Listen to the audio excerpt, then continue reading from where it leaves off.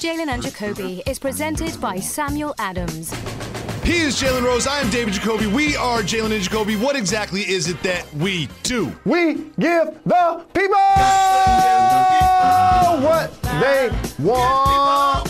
Jalen, we all saw this coming as the confetti fell on the floor in Orlando. We knew we would be talking about Michael Jordan versus LeBron James in the GOAT conversation. LeBron addressed it himself with our Rachel Nichols. Let's listen to the King.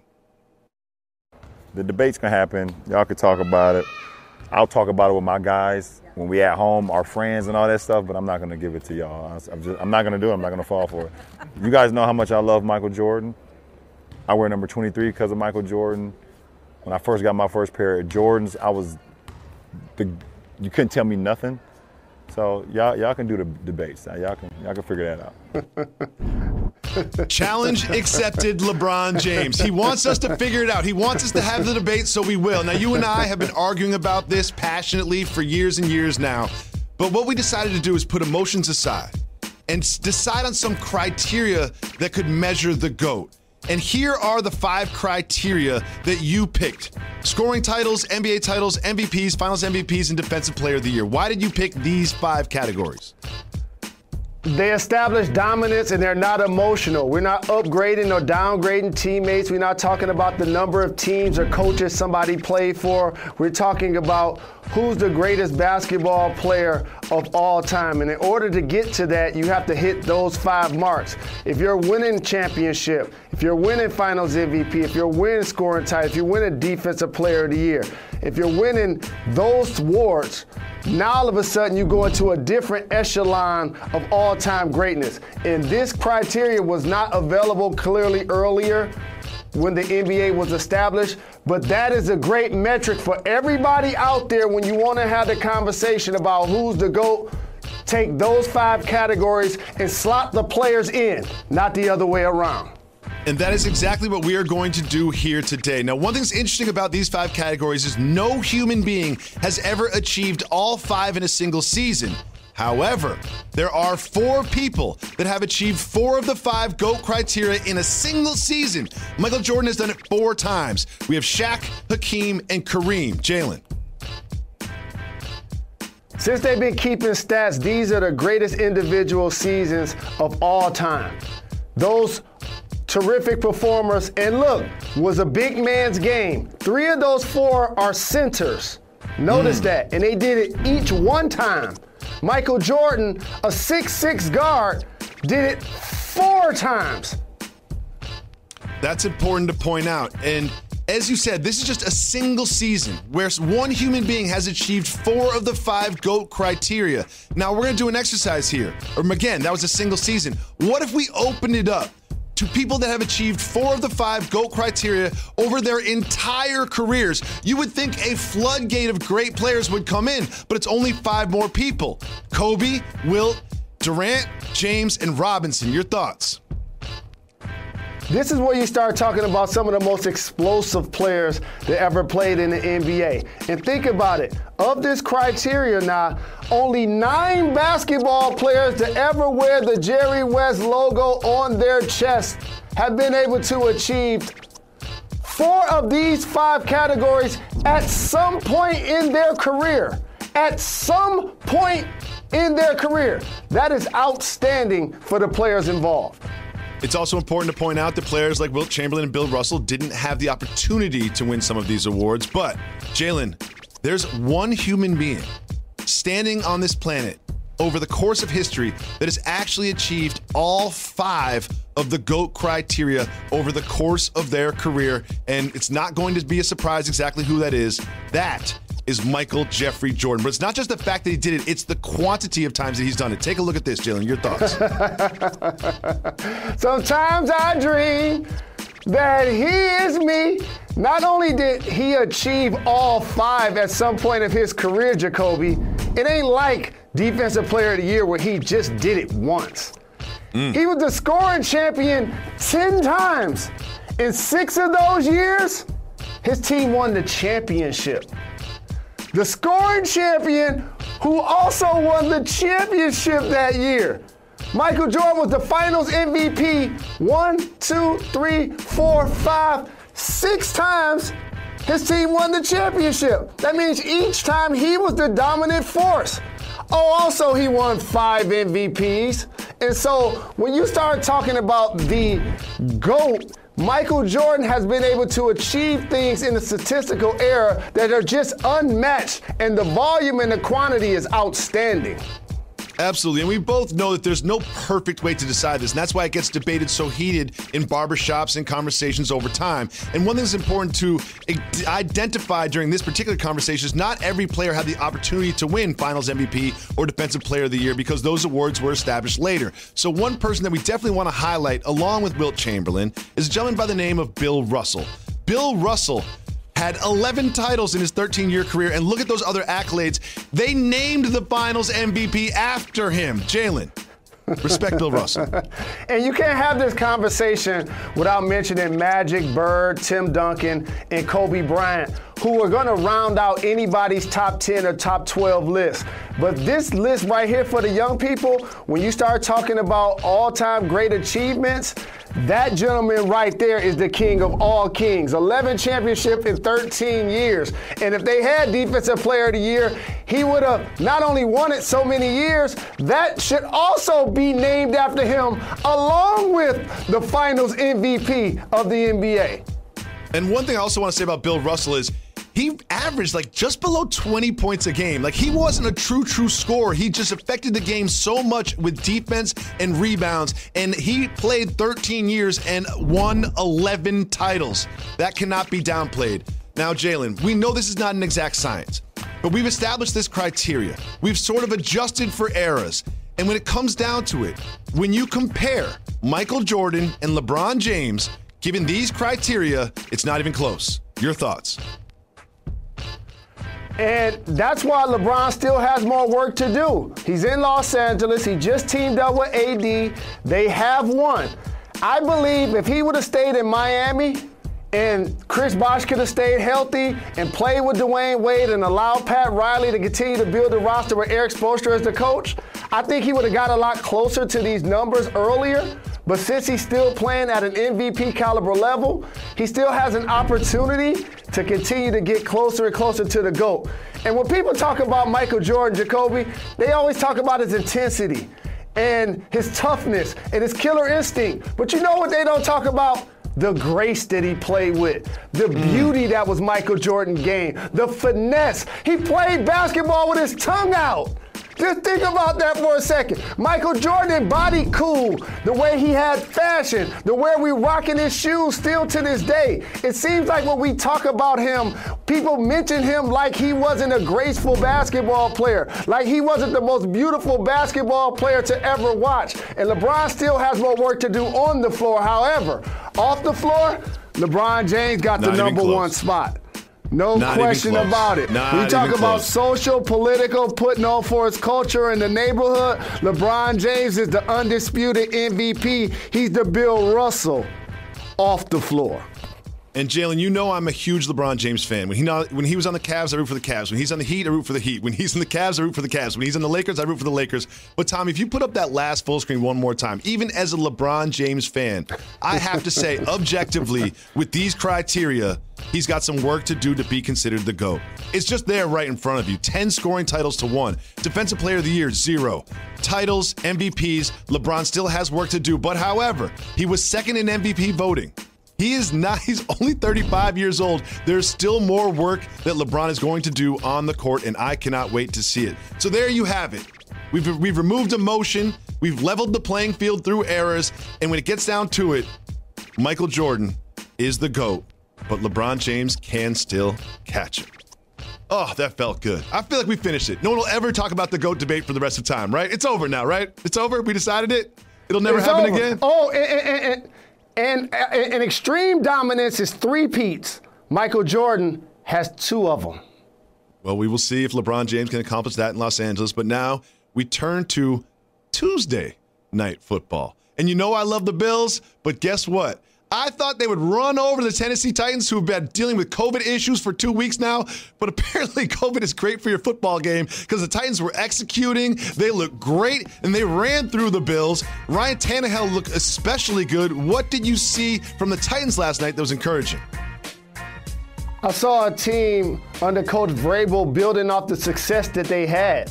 And not many off seasons do teams re-sign their starting quarterback and their bell cow running back. And it had a lot of people on my text chain and on my social media soul searching, asking themselves, like, wait a minute, is Ryan Tannehill better than my starting quarterback? That's what it kind of had people asking last night.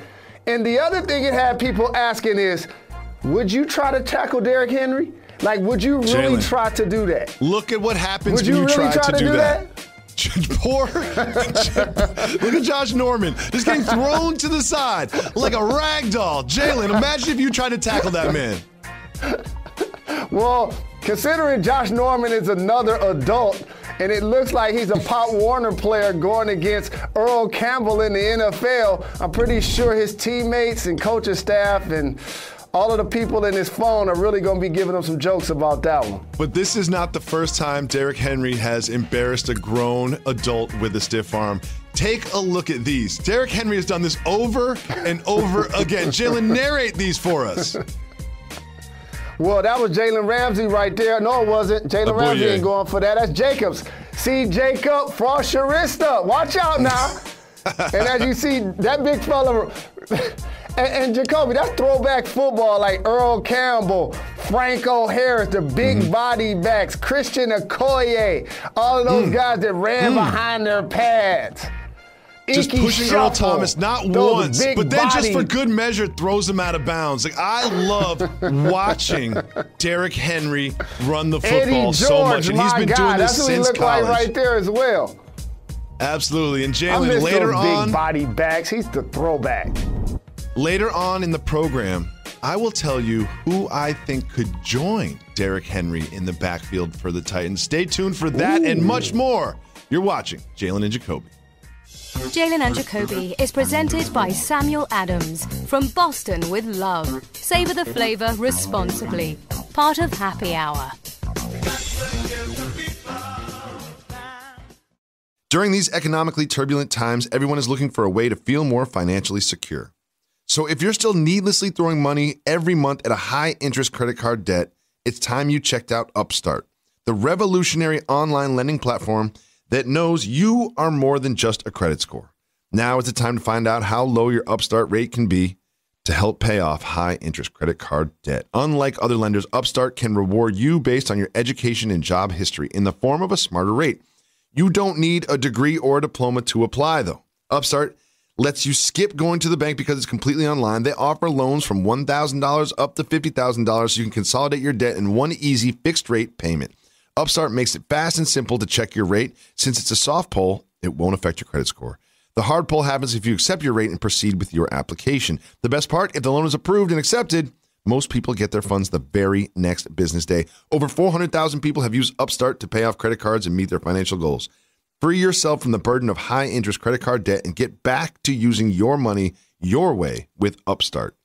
See why Upstart has a 4.9 out of 5 rating on Trustpilot and hurry to upstart.com/Jacoby and find out how low your Upstart rate can be.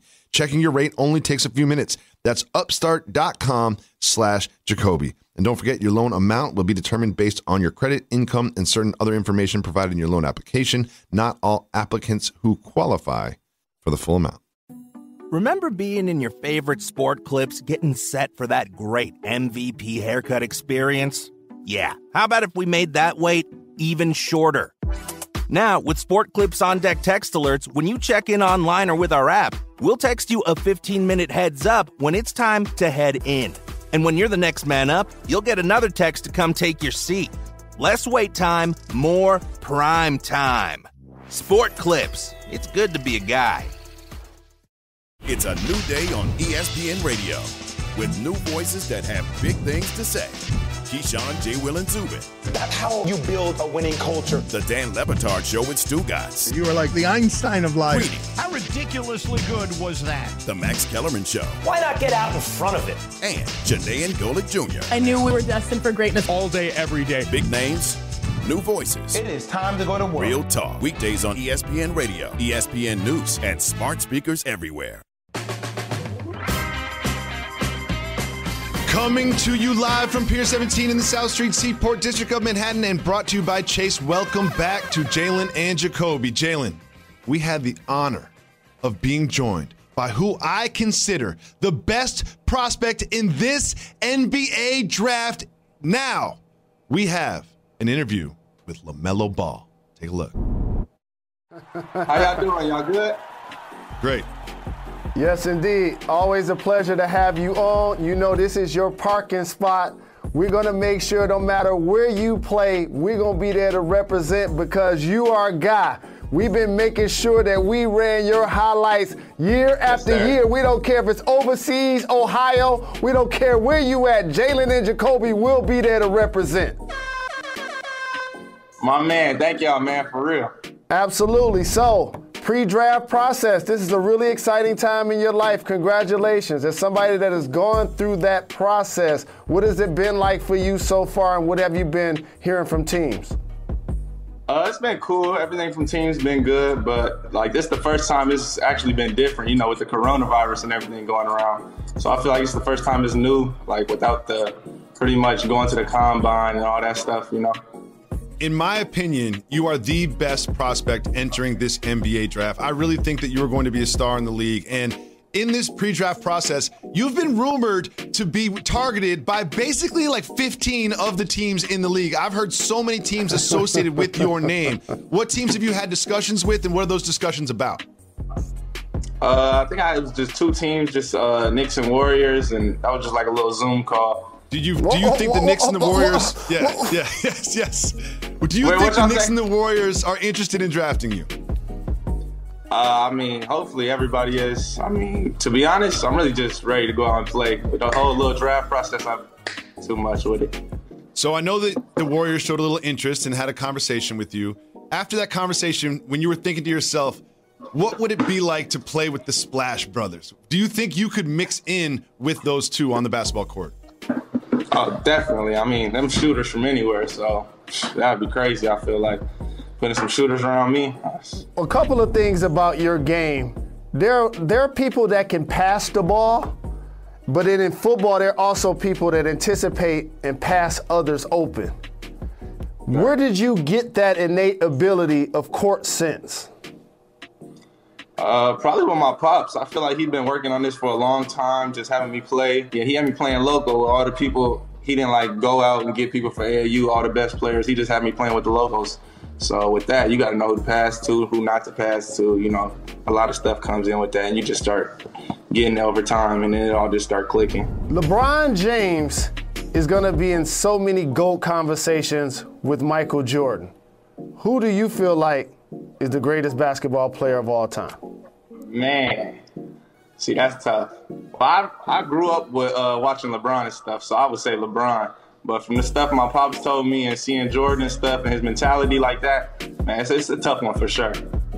But 6'9", all the stuff, yeah, Bron, overall player. But like the way I like playing and watching stuff, I love Jordan. The way he just got that mentality and stuff. Along with getting drafted in the NBA, you get the opportunity not just to be a professional basketball player, but also to endorse and partner with brands. What brands are you looking forward to endorsing when you get into the NBA? Pretty much just whatever fits me, comes to me, and feels you right. You know what I'm saying? That's pretty much it. I just love stuff that's real. What about kicks? What about your kick game? Yes, facts. Indeed. That's Puma right there. So the kid's gonna be coming. The kid's gonna be coming for sure. You hear that, Jacoby? You hear that, Jacoby? He bought that Puma life. He bought that Puma life, Jacoby. We just got an exclusive on Jalen and Jacoby. So LaMelo Ball is saying on Jalen and Jacoby that you're going to sign an endorsement deal with Puma? Yes, sir. What made you decide to partner with Puma? Pretty much it fit me, the whole culture thing, you know, one-of-one, just pretty much being myself. And I just saw myself with Puma and saw that I could work with that. I love one-of-one. For those who are not familiar with you owning it, tell everybody what one-of-one means to you. Man, one-of-one, it really just means a lot. First of all, we can start off with favorite number being 1. And then second, just be yourself, you know. create, do you. That's pretty much everything it is. LaMelo, I just want to send a message to all general managers in the NBA. Do not pass on LaMelo Ball. Do not pass on this opportunity to have LaMelo Ball on your team. There is no better prospect in the NBA. And when you look at your competition, and I know you do, and when you look at who else could be picked where, when you look at the draft forecast, I know you do. What do you think about some of the projections of you getting passed on by teams? Like I said, I'm going to just go out there and play. I don't really get all too involved with that type of stuff. Just wherever I land, that's where I land, and we're going to go from there and have fun with it and just try to win. We're going to get these wins. That's all I'm worried about, is winning for real. Are you prepared for all the attention that you're going to get from females once you become an NBA basketball player? He said, wait, hold on. I like how you said once, though. You funny for that. My bad. The increased attention that you get. Increase, for sure. I mean, I just live my life. That's all I can say. Oh, man. That was hilarious. Well, we definitely appreciate having you on. Like I said, this is your home court. Congratulations on your mega endorsement deal with Puma. Celebrate and enjoy. And we look forward to having you on the show anytime you're available. Yes, sir. Thank you, Jalen. Thank you, Jacoby. Thank you so much. Appreciate you.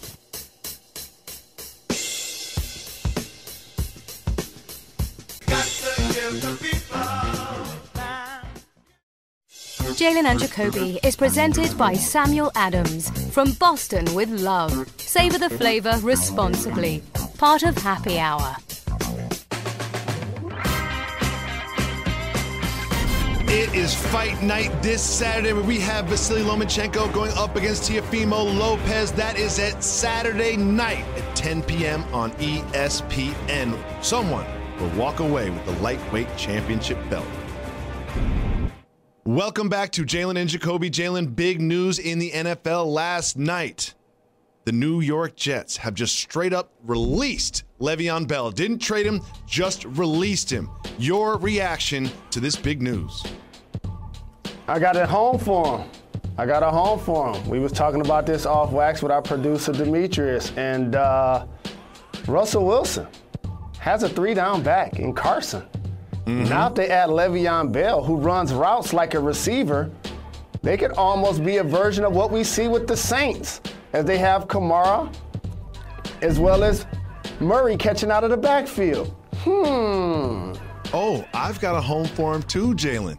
Imagine a back like this joins an undefeated team in the AFC. And I'm talking about the winners from last night's Tuesday Night Football game, the Tennessee Titans. Now, before you say, oh, wait, they've got Derrick Henry. You know what Derrick Henry's not great at doing? Running routes and catching footballs. So much like you had it with the Kamara Murray example, guess what? You add him to that Titans team, they immediately become the favorites in the AFC. I would love that for Coach Vrabel, Tannehill, and Henry. It takes a little bit of workload off of Henry. I think that's the perfect place for him to land. And stay tuned to Jalen and Jacoby every day on ESPN at 2 p.m. and we will tell you not just who the greatest of all time is, but the latest news, like where Le'Veon Bell will play football. That will be on tomorrow. Don't forget, subscribe to our podcast, rate it, and review it. We'll be back tomorrow. Why is that, Jalen Rose? Thank you. You're far too kind.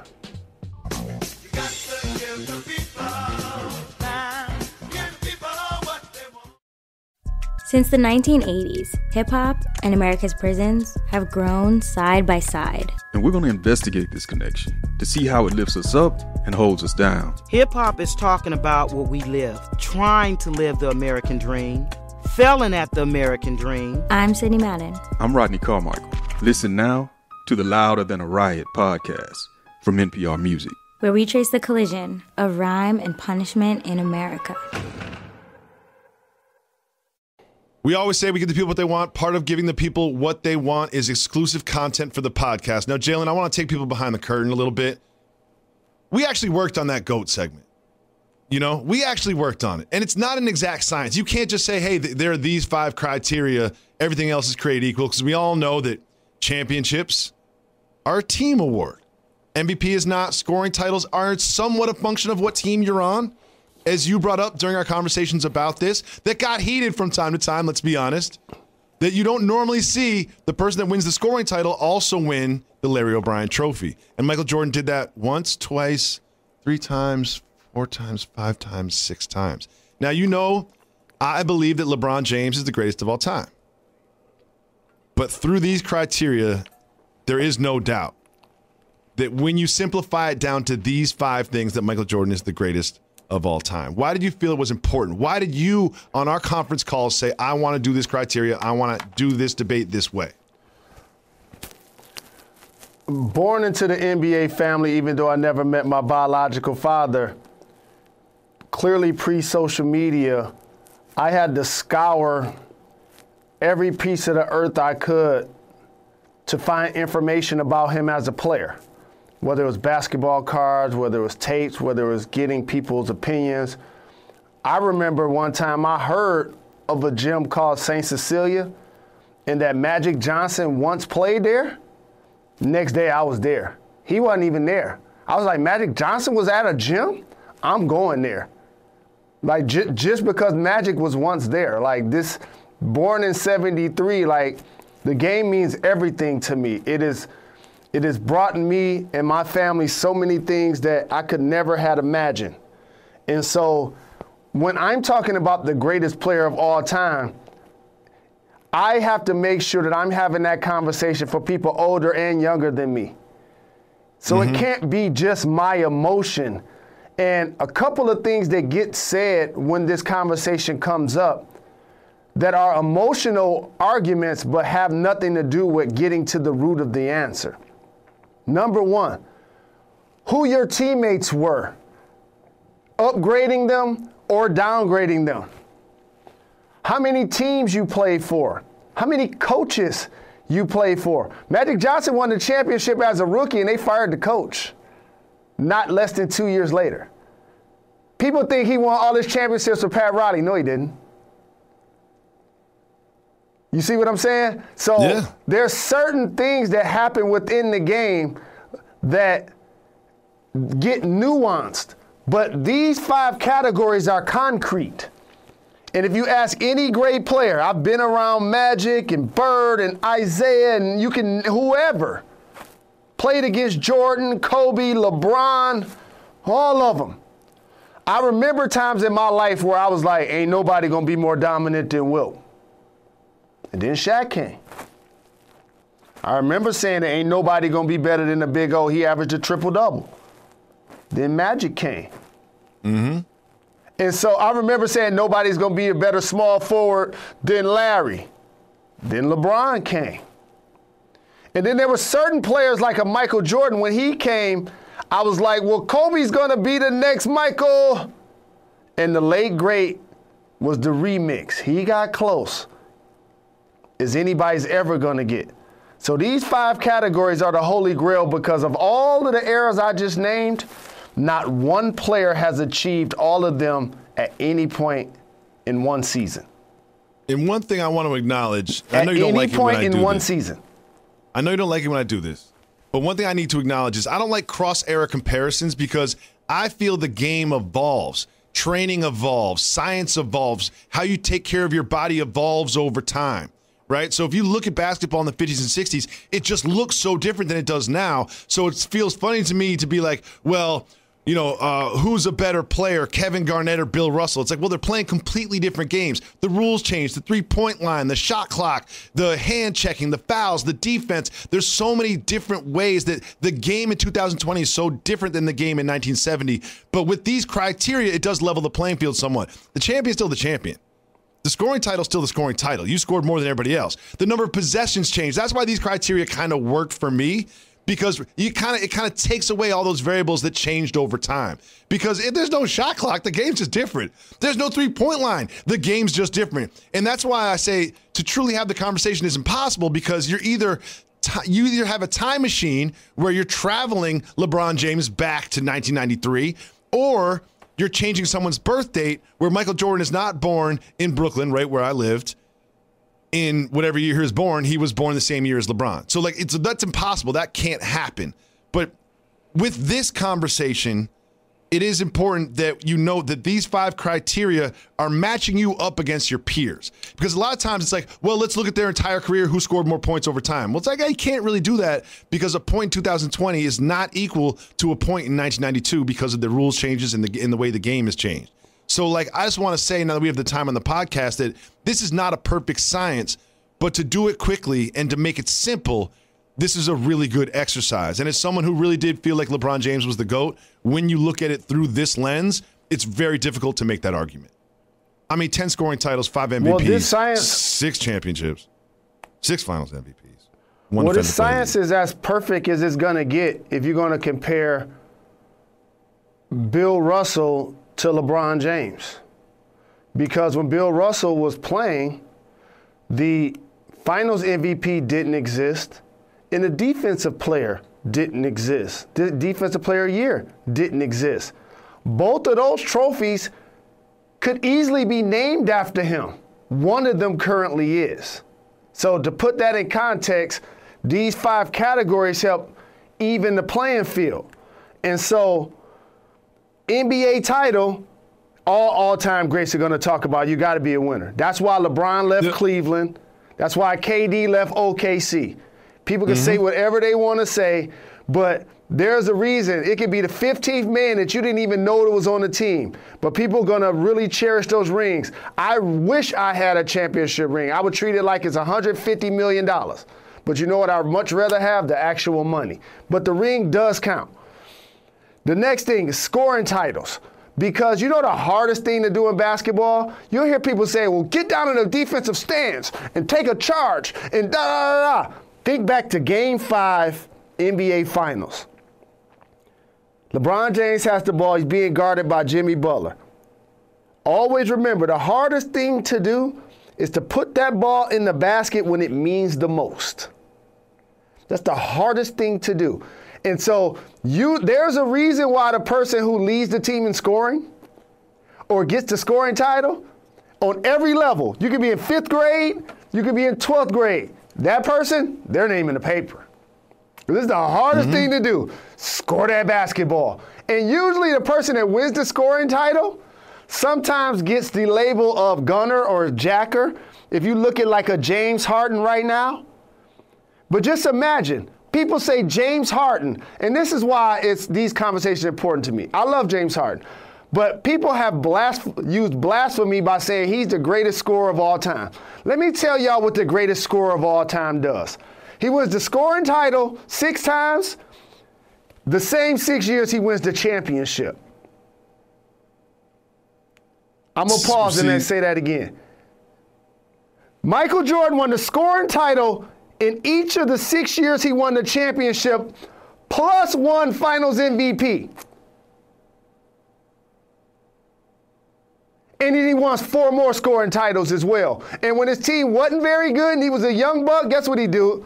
When he lost to the Celtics, okay, y'all are all-time great team, but you know what? 63. I'm going to let y'all know I'm coming. The next one, MVP. Do never dismiss the regular season. That's the best basketball player that went that year. I love Anthony Davis, but Giannis is another level because he won MVP of the league. There's a difference. The next finals MVP, we covered that, and defensive player of the year.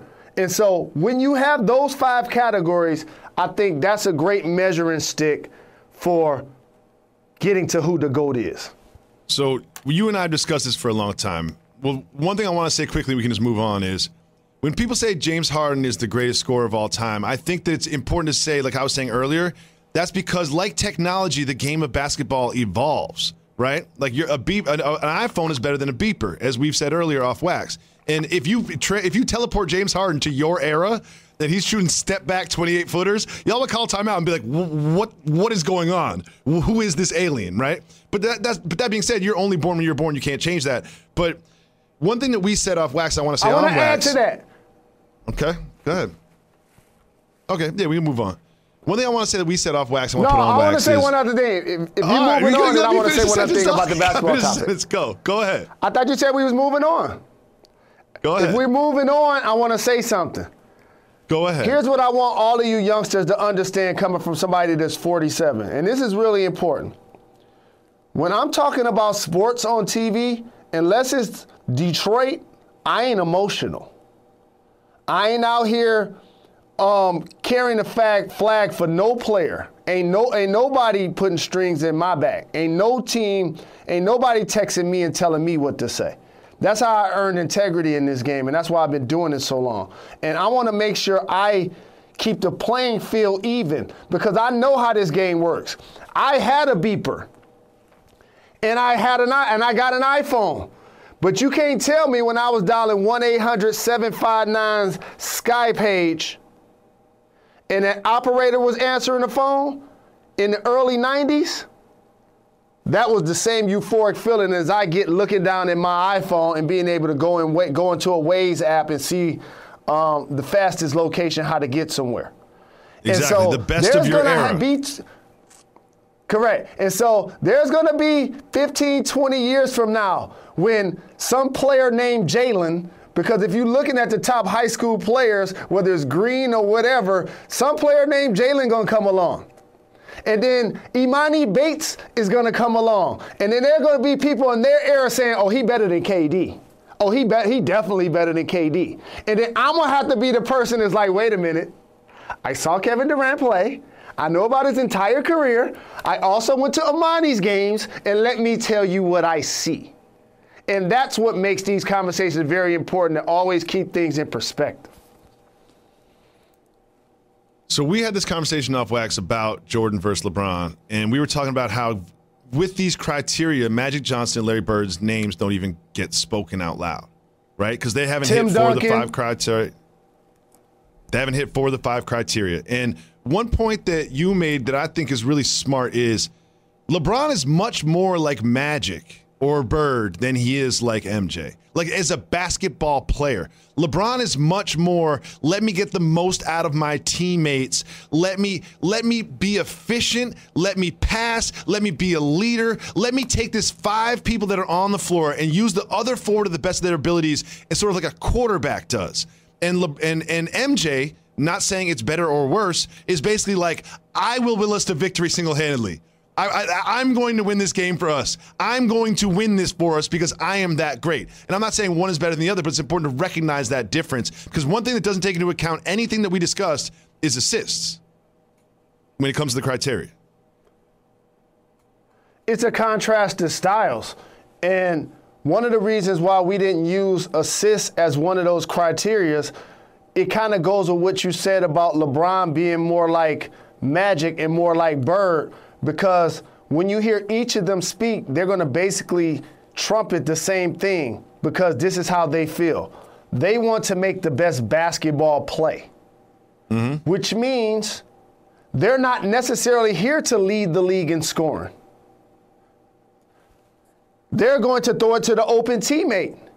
And so I consider when they show up to the fight versus Michael Jordan, they got a knife.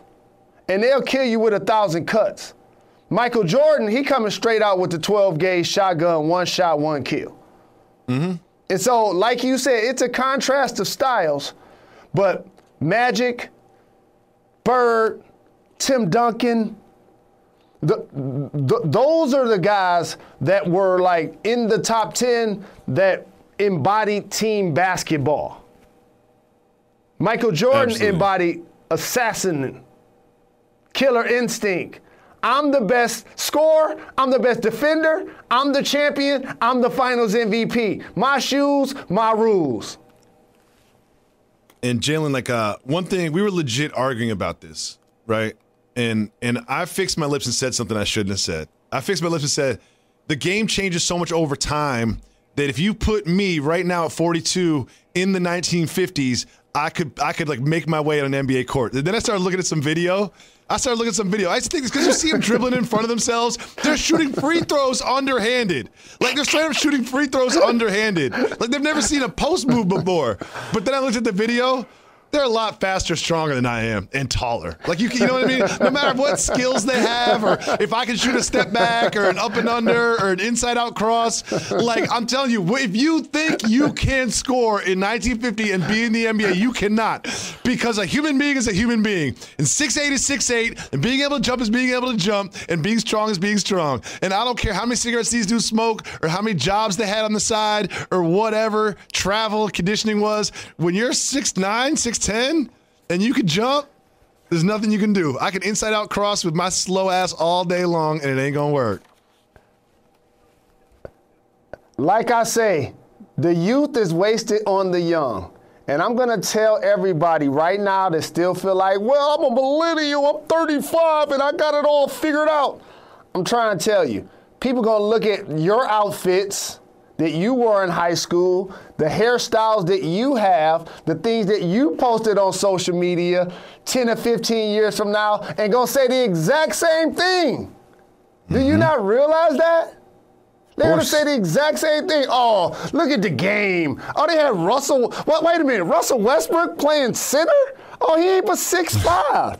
Wait a minute. Oh, they got Kevin Durant playing the 5? Oh, what? Well, hold on. Gordon Dragic averaged how much for the Heat and led them to the finals? So we can play that game now. Look at basketball 30 years ago and how much has changed, right? 30 years ago, 1990, right? And how much has changed. And imagine what it's going to be like 30 years from now. I swear to God, they're going to have someone who's going to take off from behind the three-point line and lay it in and get 3 points for it. Like, it's going to happen. And we think Steph shoots from far. They're just have to change everything. Like, it's just so fun to watch it evolve. And that's why the cross-era comparison barbershop stuff is so difficult for me, because so much has changed over time. You know what I mean? Like, it's just so much has changed, just health-wise, taking care of your body. You know, and the rule changes. Like, the rule changes are so impactful. The three-point line, the three-point line is so impactful. It was around for like 15 years before anyone used it. You know what I mean? Like, it was around for a long time. People were like, wait a second, that's for 3? Maybe we should change this. But I need to crush this idea for everybody who could not make it to the pros in their era, to all of a sudden think that they're going to get transposed into an era 5, 10, 15, 20, 30 years before them because they looked at some footage and then think they can make it in that era. That's asinine. And there's also things like George Mikan will give you buckets, dog.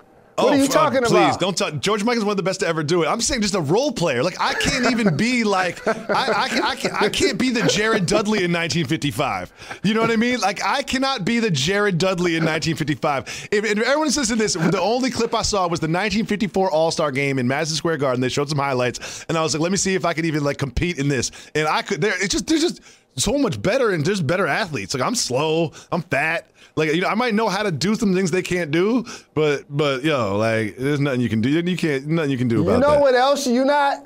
First off, let's start with a barometer for like maybe 90% of NBA players. First off, you gotta be at least 6 foot tall to do this. You know, those guys that you see like Tiny Archibald and Isaiah Thomas, there's a reason why we say best small guard. Allen Iverson, Steph Curry, there's a reason why we say that. There's a reason why. Because the majority of the dudes that play in this league, the majority of the dudes in this league, they above 6'2".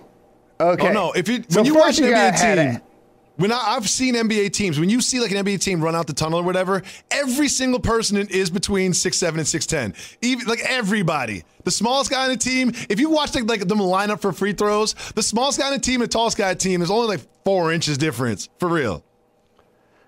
And that's the change in the game, because guys aren't as bulky because the game isn't as physical. So therefore, you can be more long and lanky, and your big guy is now built like Giannis or Anthony Davis or Kevin Durant. And you notice I keep putting KD in that sentence, because I'm going to make sure our audience knows when people start talking about KD at the 5 next year, they be like, where I hear that at? They be like, where did I hear that at? Done. And one other thing before we get out of here, because a lot of people didn't hear it on the show, and I'm going to do a 30-second snapshot.